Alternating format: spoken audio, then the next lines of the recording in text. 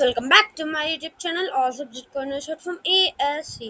So ఇవాళ మన topic ఏమనుకున్నారో section 104 అనమాట.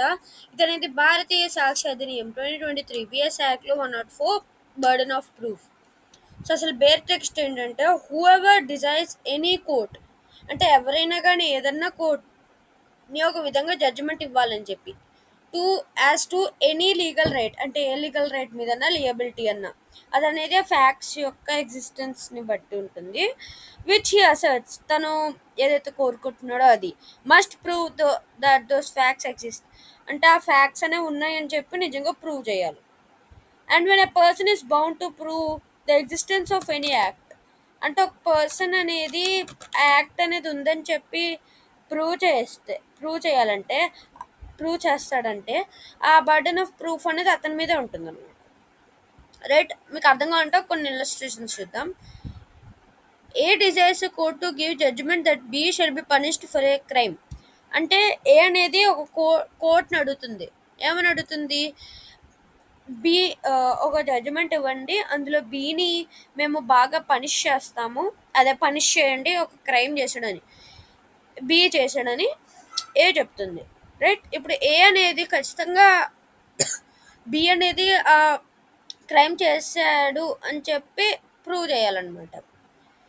ఏ decides court to give judgment, అంటే ఏ అనేది ఒక జడ్జ్మెంట్ ఇవ్వమంటుందో అందులో ఒక ల్యాండ్ అనేది కొంత ల్యాండ్ అనేది బి పొజిషన్లో ఉంది, బి ఆధీనంలో ఉంది.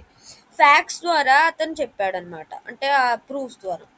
విచ్ బి డినైస్, అంటే డి అనేది దాన్ని డినై చేస్తుంది, అది ట్రూ కాదని. అది true. A must prove the existence of those facts, అంటే ఏ అనేది ఆ ఫ్యాక్ట్స్ ఉన్నాయని చెప్పి ఎగ్జిస్టెన్స్ని ప్రూవ్ చేయాలి. అనాలిసిస్ చూద్దాం. సెక్షన్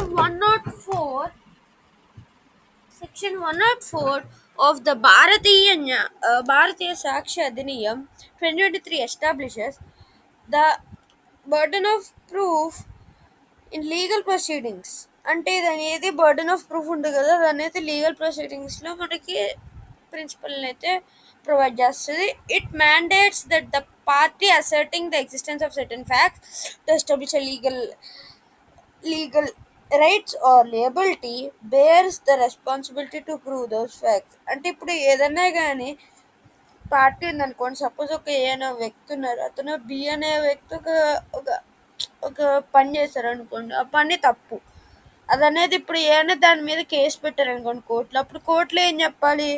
ఇది కరెక్ట్, ఇది కరెక్టే, అవును అని చెప్పాలి. అంటే అతను అది ప్రూవ్ చేసుకోవాలన్నమాట. ఏ చేశాడు చేయలేదు, అదే బి చేశాడా చేయలేదా అని చెప్పి ప్రూవ్ చేసుకోవాలి. In simpler terms, if someone claim something in court, అంటే ఎవరైనా కోర్టులో క్లెయిమ్ చేస్తే వాళ్ళు అనేది ఎవిడెన్స్తో అయితే చూడాలన్నమాట. ఎవిడెన్స్ని ప్రొవైడ్ చేయాలి వాళ్ళు. Key points. Burden of proof. The person who wants the court to rule in their favor based on specific facts must prove those facts exist. అంటే ఇప్పుడు బర్డన్ ఆఫ్ ప్రూఫ్ అంటే the person who wants the court to rule in their favour, అంటే ఒకవేళ కనుక ఒకరు కోర్ట్ని సంప్రదిస్తే అప్పుడు వాళ్ళ ఫేవర్లో జరగాలంటే అప్పుడు కొన్ని ఫ్యాక్ట్స్ అనేవి వాళ్ళు ప్రూవ్ చేయాలన్నమాట, ఎగ్జిస్టెన్స్ ప్రూవ్ చేయడం. ఇప్పుడు application. This applies to both civil and criminal cases, అంటే ఇది అనేది మొత్తం బోత్ సివిల్ ఇంకా క్రిమినల్ కేసెస్లో. వేర్ ద అసెటింగ్ పార్టీ, అంటే ఈ అసెటింగ్ పార్టీ అనేది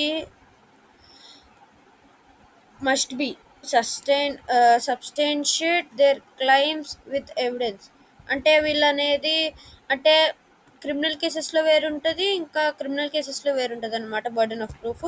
సివిల్ కేసెస్లో ఎవరైతే కోర్టుకి వెళ్తారో ఫస్ట్ వాళ్ళ మీద ఉంటుంది, కానీ క్రిమినల్ కేసెస్లో మాత్రం ప్లెయింటిఫ్స్, అంటే క్రిమినల్ మీద ఉండొచ్చు, కాదు అదే కేసు పెట్టిన వాళ్ళ మీద ఉండొచ్చు, ప్రాసిక్యూషన్ మీద ఉండొచ్చు, క్లెయిమెంట్ మీద కూడా ఉండొచ్చు. ఇప్పుడు లీగల్ రెస్పాన్సిబిలిటీ ఏంటో చూద్దాం. The burden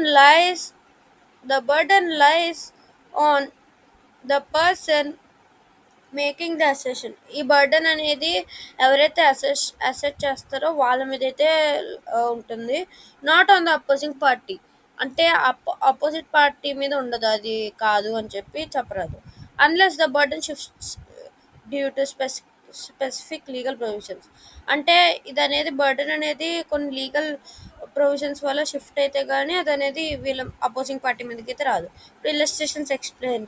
illustration in criminal case if A causes B of committing a crime, A must provide evidence to prove B's guilt. For example, if A claims అంటే ఏమని క్లెయిమ్ చేస్తది? B సంథింగ్ అంటే ఏమన్నా కొట్టేశాడు, అలా ఏమన్నా దొంగలిచ్చాడు. A needs to present evidence like witnesses. అంటే A అనేది కొన్ని ఎవిడెన్స్లు అయితే పెట్టాలన్నమాట. బి ఖచ్చితంగా ఇలా దొంగతనం చేశాడని. లైక్ విట్నెసెస్ అంటే విట్నెసెస్తో అన్న డాక్యుమెంట్స్తో అన్న అంటే ఏదైనా proof. Illustration B. In in a civil case A claims ownership of land. అంటే ఏ అనేది ల్యాండ్ యొక్క ఓనర్షిప్ని క్లెయిమ్ చేస్తుంది. Currently possessed by B. అంటే అది అనేది బీతో పొసెస్ అయి ఉంది. అంటే బి అనేది స్వాధీనం చేసుకుంది. ఏ అనేది ఖచ్చితంగా అతని క్లెయిమ్ ఆ వ్యక్తి యొక్క క్లెయిమ్ గురించి సపోర్ట్ చేయాలన్నమాట. Since B denies this facts. అంటే బి అనేది ఈ ఫ్యాక్ట్స్ని డినై చేస్తే ఏ అనేది మళ్ళీ అసెషన్స్ని అయితే ప్రొవైడ్ చేయరాదు విత్ ఎవిడెన్స్తో పాటు. Practical implications. The burden of proof ensures that court-based judgments on evidence, not assumptions. అంటే ఈ బర్డన్ ఆఫ్ ప్రూఫ్ ఏం చేస్తుందంటే కోర్ట్ అనేది ఎవిడెన్స్ని బట్టి ఇస్తుంది, అసంప్షన్స్ని బట్టి కాదు, జడ్జ్మెంట్స్ని. The standard of proof may vary. అంటే స్టాండర్డ్ ఆఫ్ ప్రూఫ్ అనేది మారచ్చు అనమాట. అది క్రిమినల్ కేసెస్లో, సివిల్ కేసెస్లో చెప్పాను కదా. If the asserting party fails to prove the fact. ఒకవేళ కనుక అంటే కోర్టుకి ఫస్ట్ వచ్చిన పార్టీ అనేది ఫ్యాక్ట్స్ని ప్రూవ్ చేయలేకపోతే కోర్ట్ అనేది వాళ్ళకి ఎగ్నెస్ట్గా రూల్ చేయొచ్చు. ఇప్పుడు కేసులో చూద్దాం. First one, foundation of the burden of proof principal.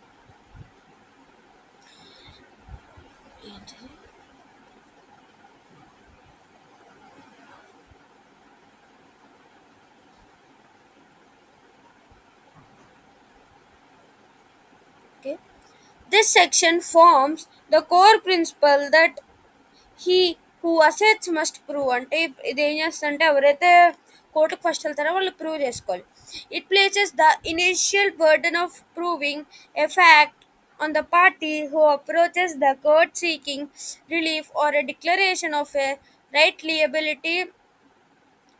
Are liability. ఇప్పుడు legal right or liability must depend on facts. అంటే ఈ బర్డన్ అనేది అరైజ్ అవుద్ది కదా. అంటే బర్డన్ అనేది ఎవరైతే క్లెయిమ్ చేస్తుందో వాళ్ళ మీద ఉంటుంది అనమాట ఈ burden of proof. Based on the facts that need to be established. అంటే ఈ facts need to be established అనమాట. అంటే ఇవనేవి ఉన్నాయని చెప్పి ఎస్టాబ్లిష్ చేయాలి.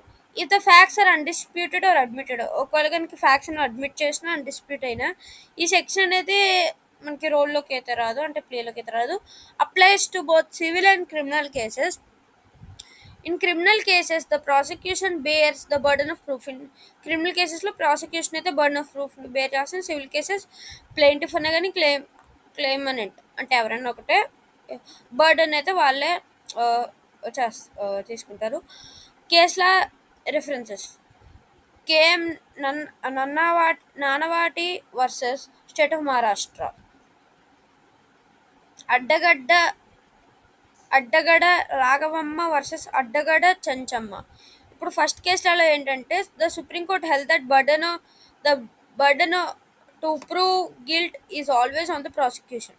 అంటే సుప్రీంకోర్టు ఇక్కడ ఏం చెప్పిందంటే ఈ ప్రూవ్ చేసుకోవడానికి గిల్ట్ అనేది అది ప్రాసిక్యూషన్ మీద ఉంటుంది. అది అనేది అక్యూజ్డ్ అతని మీదకి ఎప్పటికీ రాదు. అది అనేది ఏదైనా statement unless expressly provided by statue. అంటే అతనే వచ్చి చెప్తే కానీ దాన్ని తీసుకోరు. రైట్. ఇక్కడ ఏం చెప్పింది సెకండ్ కేసులలో the court observed that the burden of proof lies on the party who substantially asserts the affirmative of the issue. అంటే ఇక్కడ ఏం చెప్పిందంటే ఈ కోర్ట్ ఏం చెప్పిందంటే బర్డన్ ఆఫ్ ప్రూఫ్ అనేది ఎవరైతే కోర్టుకి వెళ్తారో వాళ్ళ మీద ఉంటుంది అనమాట. క్లెయిమ్నెంట్ ఆర్ ప్లెయింటిఫ్ వాళ్ళ మీద ఉంటుంది ఇది బర్డన్ ఆఫ్ ప్రూఫ్ అనేది ఇన్ సివిల్ కేసెస్. సో ఇదన్నమాట video. If like this video please like and subscribe. Bye bye.